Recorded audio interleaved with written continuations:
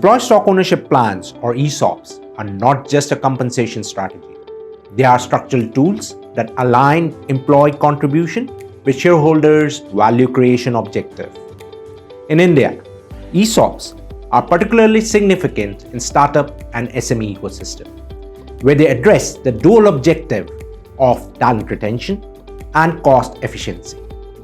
Today, let's dive into the technical mechanics of ESOPs, the regulatory framework, and their growing relevance in India's corporate environment. To understand ESOPs, we need to break them into 4 critical stages. Stage 1, grant. The company offers employees the option to purchase shares. Stage 2 is vesting. Employee earns the right to exercise these options over a predefined timeline or upon achieving specific KPIs. Stage 3 is exercise. The employee converts vested options into shares by paying a predetermined exercise price, typically lower than the market value. The last stage is sale. Employees may sell their shares, realizing financial gains subject to any lock-in or compliance requirement. In India, ESOPs have gained momentum in industries like fintech, e-commerce, SaaS, and IT-enabled services. Startups, particularly those constrained by limited cash flows, use ESOPs to attract and incentivize top-tier talent while ensuring that employee goals align with organization's growth trajectory. Moreover, SMEs are increasingly adopting ESOPs, recognizing their long-term potential to mitigate attrition risk and enhance employees' engagement in the organization. ESOP structures can be tailored to meet organizational goals.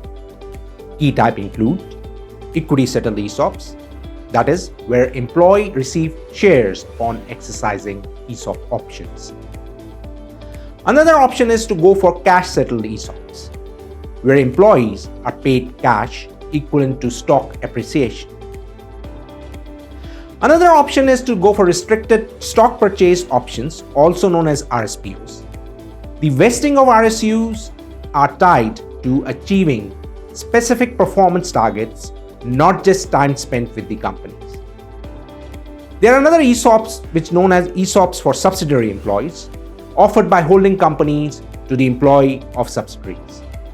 There are also foreign company ESOPs which are used by foreign entities to reward employees in Indian subsidiaries, but they are governed by FEMA guidelines.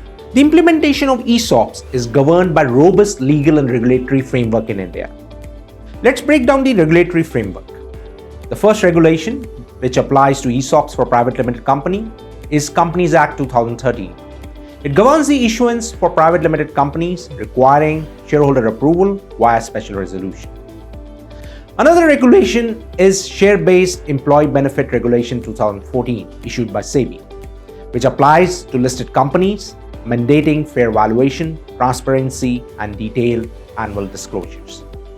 Tax related to ESOPs is governed by Income Tax Act 1961, which specifies tax events, including perquisite tax at the time of exercise, and capital gains upon sale of shares. Then there is FEMA 1999, which governs cross-border ESOPs, requiring compliance with RBI guidelines. There are also accounting standards, that is Ind AS 102 or ICI guidelines, which mandate the recognition of ESOP costs as a part of employee compensation and related disclosures. The mutual advantages of ESOPs are strategic for employers. ESOPs conserve cash, attract talent, and align employees' incentive with shareholder goals. For employees, the advantages are also strategic. They provide wealth creation opportunities, tax benefits, and a direct stake in the organizational growth. The future of ESOPs in India is promising. Key trends include sectoral expansion, which means it goes beyond tech and startups. Sectors like healthcare, real estate, manufacturing are also adopting ESOPs now. There is also a concept of golden shares. It is an emerging model which offers enhanced rights like veto power or preferred dividends to key employees. There is also regulatory simplification now. Stakeholders anticipate reforms from SEBI and MCA, to streamline compliance, reduce tax burdens, and enhance flexibility for both employers and employees.